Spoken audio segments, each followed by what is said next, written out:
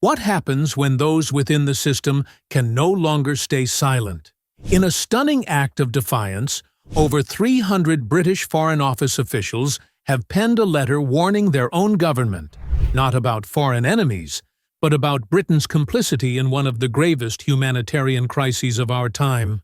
As Gaza bleeds, as children cry beneath rubble, and as aid convoys are turned to ash, this letter may be the last scream of conscience in a world that has forgotten how to feel. The war in Gaza is no longer just a war. It's a slow, calculated suffocation of a people. Over 35,000 Palestinians dead, hospitals bombed, schools flattened, babies pulled lifeless from under concrete. And through it all, Israel says it is fighting terror. But the world sees something else, and so do those who once served in silence. In an unprecedented move, more than 300 British diplomats and Foreign Office staff have written a chilling letter to their own boss, the Foreign Secretary, David Lammy. Their words are not vague. They are not political. They are raw, urgent, and unapologetically direct. They say it clearly. Israel is violating international humanitarian law. This letter, leaked through the BBC, speaks volumes. It accuses Israel not only of war crimes, but paints the UK as an enabler, a silent partner in the destruction of Gaza. And it's not the first time. A similar warning echoed last year. And yet, the weapons kept flowing. Britain's role is not distant. It's direct. British-made parts power the F-35 jets that rain death over Gaza. British companies sell components, fuel, guidance systems, all licensed by the same government that preaches human rights on the world stage. Even as some export licenses were suspended, including for 350 types of weapons, the real picture remains deeply disturbing. Behind diplomatic speeches lies a harsh truth. Britain is still complicit.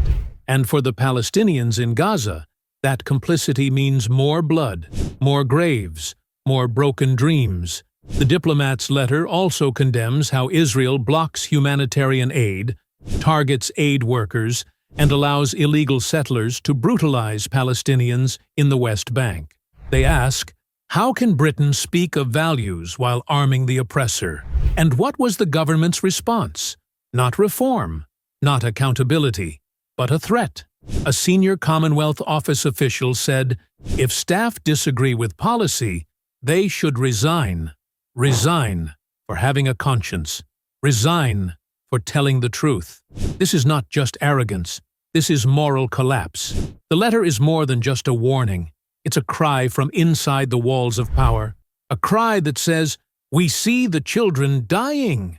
We see the hypocrisy. And we refuse to be silent. But will the world listen?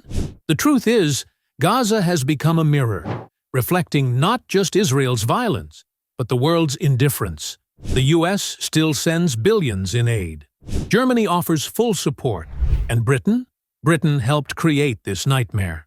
The 1917 Balfour Declaration, the roots of modern Israel, was a British plan. A century later, Britain's silence is still deafening. Only now, it is soaked in blood. The F-35 jets don't care if the target is a Hamas operative or a 2-year-old girl. The bombs don't pause when they hear crying, and the rubble doesn't ask who deserved to die. In Gaza, grief is a language everyone speaks. The question is, will Britain finally listen to its own people, the diplomats, the insiders, the whistleblowers, or will it continue to trade morality for military contracts? The war may be in Gaza, but the shame belongs to us all. Speak, share. Do not let this letter go unnoticed.